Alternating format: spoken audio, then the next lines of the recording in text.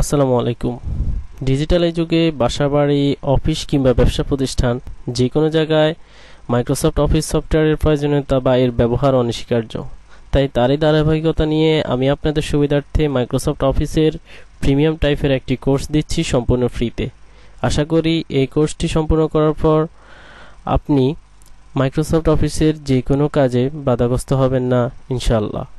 তো Microsoft office যেহেতু অনেকগুলো ভাগে বিভক্ত, যেমন ওয়ার্ড, এক্সেল, অ্যাক্সেস এবং পাওয়ার পয়েন্ট, সেজন্য আমি আপনাদেরকে প্রত্যেকটা সফটওয়্যার ভাগে ভাগে দেখাবো। তো প্রথমে আমি আপনাদেরকে মাইক্রোসফট ওয়ার্ডের টিউটোরিয়ালগুলো দেখাবো। তো আপনাদের সুবিধার্থে আমি প্রত্যেকটা ট্যাবকে আলাদা আলাদাভাবে দেখাবো। এই কোর্সটি করতে হলে অবশ্যই আপনার কম্পিউটারে মাইক্রোসফট অফিস প্রোগ্রামটি ইনস্টল করে নেবেন এবং বাংলা টাইপের জন্য বিজয় 52 সফটওয়্যারটি ইনস্টল করে নেবেন। তো চলুন ভিডিওটি শুরু করা যাক। দেখুন, আমি এখানে মাইক্রোসফট অফিস 2019 ইউজ করতেছি। 2019 কিংবা 2007 থেকে শুরু করে 2019 পর্যন্ত প্রত্যেকটা সফটওয়্যারের ইন্টারফেস কিন্তু সেম। তো প্রত্যেকটা সফটওয়্যারের যেহেতু ইন্টারফেস সেম, তারপরেও আমি কেন 19 ইউজ করতেছি, কারণ আপগ্রেডেড সফটওয়্যার ইউজ করলে আপনার কাজগুলো খুব সহজ হয়ে যায় এবং নতুন নতুন কিছু ফিচার পাওয়া যায়, যা দ্বারা আপনি অনেক কাজগুলা করতে পারেন। তো সফটওয়্যারটি তে প্রবেশ করার জন্য আপনি এখান থেকে স্টার্ট মেনু থেকেও আপনি সফটওয়্যারটিতে প্রবেশ করতে পারেন, বা এখানেও থাকবে। তো নর্মালি এখানে থাকে না, আমি এখানে নিয়ে এসেছি। তো একটু স্ক্রল করলে আপনি নিচে যাবেন মাইক্রোসফট অফিস টুলস। এই যে দেখুন,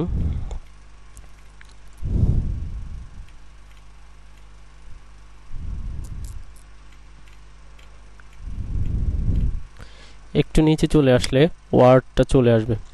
দেন আপনি এটাকে ডবল ক্লিক করে ওপেন করার পর এরকম একটা ইন্টারফেস দেখাবে। তো সেটা ব্ল্যাঙ্ক ডকুমেন্ট হতে পারে এবং তাদের কাস্টমাইজ তৈরি করা কিছু ডকুমেন্ট থাকতে পারে। তো আপনি যদি নিজে কিছু টাইপ করতে চান, সেক্ষেত্রে আপনি ব্ল্যাঙ্ক ডকুমেন্টটা সিলেক্ট করবেন এবং ক্লিক দিবেন। ক্লিক দেওয়ার পর আপনার কিন্তু এখানে মাইক্রোসফট অফিস প্রোগ্রামের মূল ইন্টারফেসে নিয়ে আসবে। সেখানে file, home, insert, design, layout, reference, mailing, review, view, add-ins, helps, এই ট্যাবগুলো কিন্তু আমি আপনাদেরকে প্রত্যেকটা ভাগে ভাগে বিভক্ত করে দেখাবো, যাতে আপনাদেরই সুবিধা হয়। তো প্রথমে আমি আজকে আপনাদেরকে দেখাবো ফাইল মেনু। ফাইল মেনুতে যতগুলো কাজ আছে সেই সবগুলোই আপনাদেরকে দেখাবো। আমি আশা করি আপনারা ভিডিওটি না টেনে সম্পূর্ণ ভিডিওটি দেখবেন। তো আপনি জাস্ট ফাইল মেনুতে ক্লিক দিলে এই অপশনটা আসবে। প্রথমে আছে ইনফো। ইনফোর এখানে প্রথমে আছে প্রোটেক্ট ডকুমেন্ট। প্রোটেক্ট ডকুমেন্ট অর্থাৎ আপনি যদি চান আপনার কোনো ডকুমেন্ট প্রোটেক্ট করে রাখবেন পাসওয়ার্ড দিয়ে, সেক্ষেত্রে আপনি এখানে এই অ্যারোতে ক্লিক দিবেন। জাস্ট দেওয়ার পর এনক্রিপ্ট উইথ পাসওয়ার্ড। তো আমি এনক্রিপ্ট উইথ পাসওয়ার্ডে ক্লিক দিব। দেন আমি যদি একটা পাসওয়ার্ড দেই 12345, এরপরে ওকে দেই, আবারও এন্টার পাসওয়ার্ড 12345 দিলাম, তারপর ওকে দিলাম। এখন আমার এই যে ডকুমেন্টটা, এটা কিন্তু প্রোটেক্ট হয়ে গেছে। আমি যদি এই ডকুমেন্টটাতে ধরেন কিছু লিখি, 12345 লিখে আমি ডকুমেন্টটাকে যদি সেভ করি যদি আমার ডেস্কটপে এবং 12345 নামে যদি সেভ করে রাখি, পরবর্তীতে আমি এই মূল ইন্টারফেসটা আমি টোটালি কেটে দিব। দেওয়ার পর এখন দেখুন 12345 নামক এই ফাইলটি ওপেন করতে কিন্তু এখানে পাসওয়ার্ড চাচ্ছে, আদারওয়াইজ কিন্তু আপনি এই ফাইলটি ওপেন করতে পারবেন না 12345। তো এই সুবিধাটি আসলে শুধুমাত্র আপগ্রেডেড সফটওয়্যারের মধ্যে দেওয়া আছে, ব্যাকডেটেড সফটওয়্যারের মধ্যে নেই। তো আমি এইটা দেখালাম। তো ইনফোর মধ্যে বাকি বিষয়গুলা আমি আপনাদেরকে পরবর্তীতে অ্যাডভান্স লেভেলে দেখিয়ে দিব। বেসিক লেভেলে আপনাদের জন্য এতটুকুই যথেষ্ট। তারপরে নিউতে আসুন, অর্থাৎ আপনি কোনো একটি নতুন ডকুমেন্ট নিতে চাইলে নিউতে যাবেন। নিউতে যাওয়ার পর ব্ল্যাঙ্ক ডকুমেন্ট নিতে পারেন। ব্ল্যাঙ্ক ডকুমেন্ট নিলে আপনার একটি নতুন ডকুমেন্ট চলে আসবে, অথবা কন্ট্রোল এন দিলেও আপনার একটি নতুন ডকুমেন্ট চলে আসবে। দেখুন আমার এখানে কিন্তু 3টি ডকুমেন্ট আছে। তো এইভাবে নিতে পারেন। এছাড়াও তাদের কিছু কাস্টমাইজ তৈরি করা ডকুমেন্ট রয়েছে, যেমন আমি যদি এইটা দেখি রিপোর্ট, এই রিপোর্টটা যদি আমি দেখি, দেখুন তাদের তৈরি করা এই রিপোর্টটা এখানে কিন্তু চলে আসছে।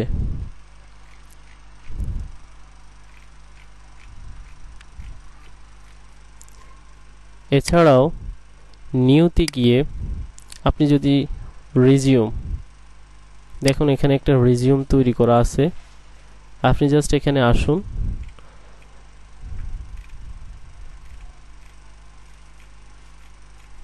দেখুন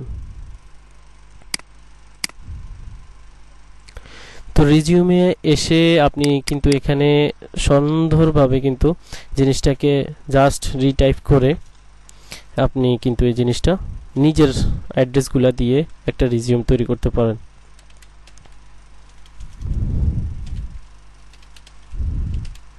এগুলো কিন্তু আপনি রিটাইপ করে আপনি নিজের মতো করে আপনার রিজিউমটা তৈরি করে নিতে পারেন। এছাড়াও আমি পরবর্তীতে আপনাদের জন্য রিজিউমের একটা ভিডিও নিয়ে আসব। তো আপাতত আমরা কাজ করব ব্ল্যাঙ্ক ডকুমেন্ট দিয়ে। তো ব্ল্যাঙ্ক ডকুমেন্টে আসার পর আমি যদি লিখি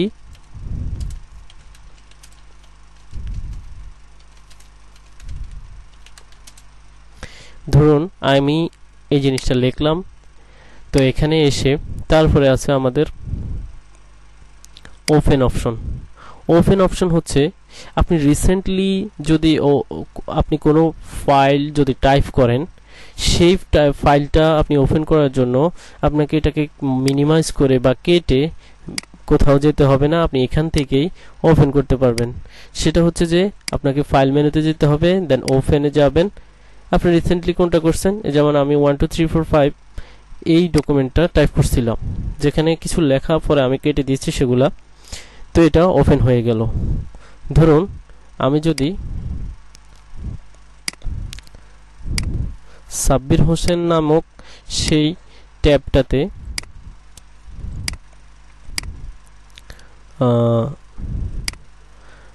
এটাকে যদি আমি সেভ করি ডেস্কটপে, সেভ দিলাম। তো এবার আমি সবগুলা ডকুমেন্ট কেটে দিলাম, জাস্ট এটাও কেটে দিলাম। আমি মাইক্রোসফট অফিস ওপেন করলাম। দেন আমি যদি ব্ল্যাঙ্ক ডকুমেন্ট না দিয়ে এই যে দেখুন রিসেন্ট ওপেন অপশন কিন্তু এখানেও আছে, মাই নেম ইজ সাব্বির। তো সেটা আমি কিন্তু ওপেনে গিয়ে তারপরে আমি কিন্তু মাই নেম ইজ সাব্বির এখান থেকেও ওপেন করতে পারি। তো এই হলো ওপেন অপশনের বিষয়টা। তারপর হচ্ছে সেভ। এতক্ষণ যে আমি আপনাদেরকে বললাম সেভ করব সেভ করব সেভ করব, এটাই হচ্ছে সেভের অপশন। তারপরে আমি যদি লিখি ফ্রম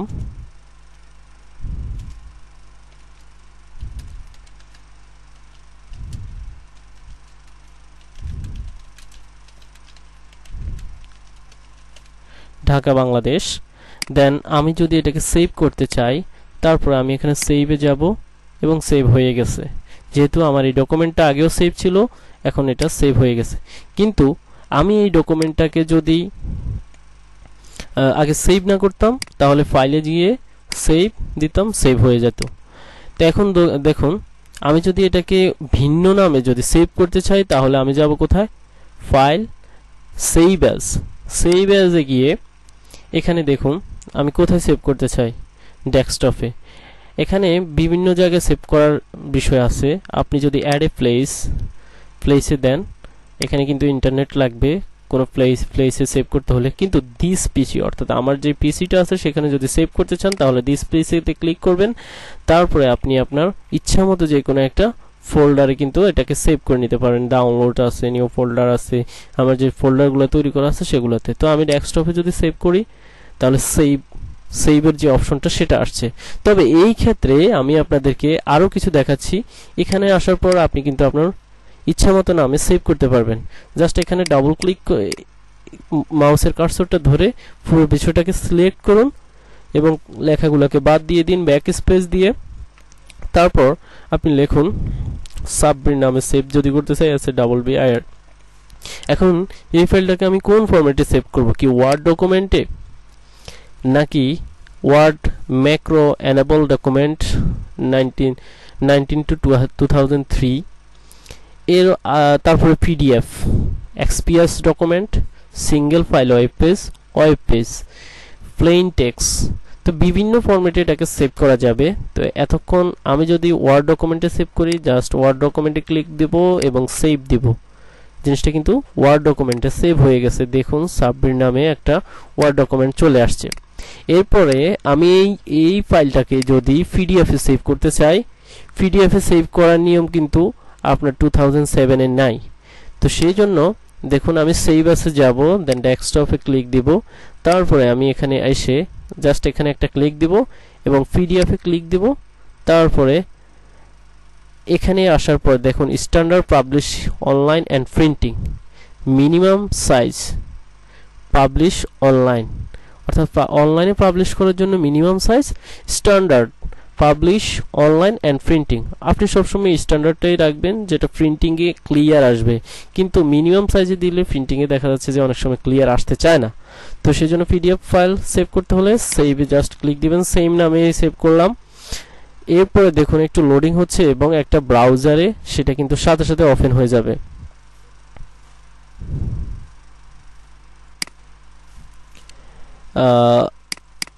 আপনি যদি এখানে দেখুন পিডিএফ নামক একটা সাবহি নামক একটা ডকুমেন্ট কিন্তু এখানে সেভ হয়ে গেছে তো একটা ব্রাউজারের মাধ্যমে যেমন মজিলা ফায়ারফক্স বা আপনি ক্রোমের মাধ্যমে এটাকে ওপেন করতে পারেন তো দেখুন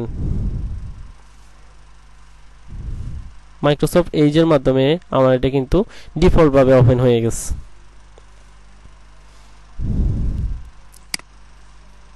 দেখুন আমার এই ফাইলটা কিন্তু ওপেন হয়ে গেছে তো এইভাবে আপনারা পিডিএফ তৈরি করতে পারবেন তারপরে আসুন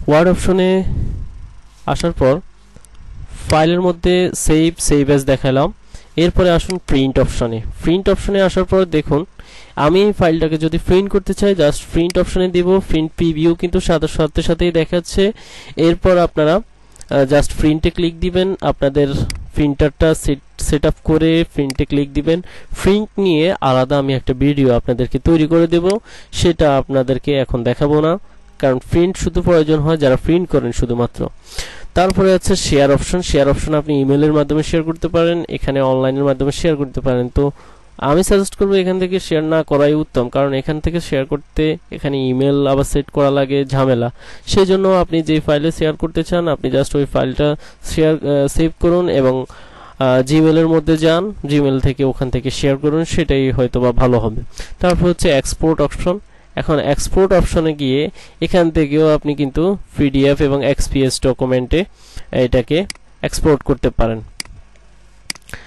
তো তারপর হচ্ছে ক্লোজ অর্থাৎ আমি যদি এই আমার যেই my name is Sabbir I am from Dhaka Bangladesh ওই ইন্টারফেসটা ক্লোজ করে দিতে চাই দেন আমি এখানে জাস্ট ক্লোজ দিয়ে দিব শেষ ওই ইন্টারফেসটা কিন্তু ক্লোজ হয়ে গেছে এখন আর এখানে কোনো ডকুমেন্ট নাই এরপরে আসুন দেখুন অ্যাকাউন্ট অর্থাৎ আপনার যদি কোনো মাইক্রোসফট অ্যাকাউন্ট থাকে সেটা এখানে দেখাবে যেমন আমার একটা অ্যাকাউন্ট ছিল সেটা হচ্ছে আমার নাম্বার দিয়ে খোলা ছিল তো এখানে আসার পর অফিস থিম যেটা সেটা হচ্ছে ব্ল্যাক থাকবে নাকি কালারফুল রাখবেন নাকি আপনার ডার্ক গ্রে নাকি হোয়াইট অর্থাৎ কোন অপশনে আপনি এটা রাখতে চান সেটা করতে পারবেন এখানে তারপর হচ্ছে ফিডব্যাক অর্থাৎ আপনারা যদি এই সফটওয়্যারের কোনো সমস্যা দেখুন তাদের সাথে ফিডব্যাক করতে পারবেন এবং এই অপশনটা নিয়ে কিন্তু আপনাদের জন্য ডিটেইলস একটা বড় ভিডিও থাকবে কারণ এই অপশনের মধ্যে অনেক কিছু আছে যেটা এই মুহূর্তে আপনার নাও লাগতে পারে কিন্তু অ্যাডভান্স লেভেলে আপনার জন্য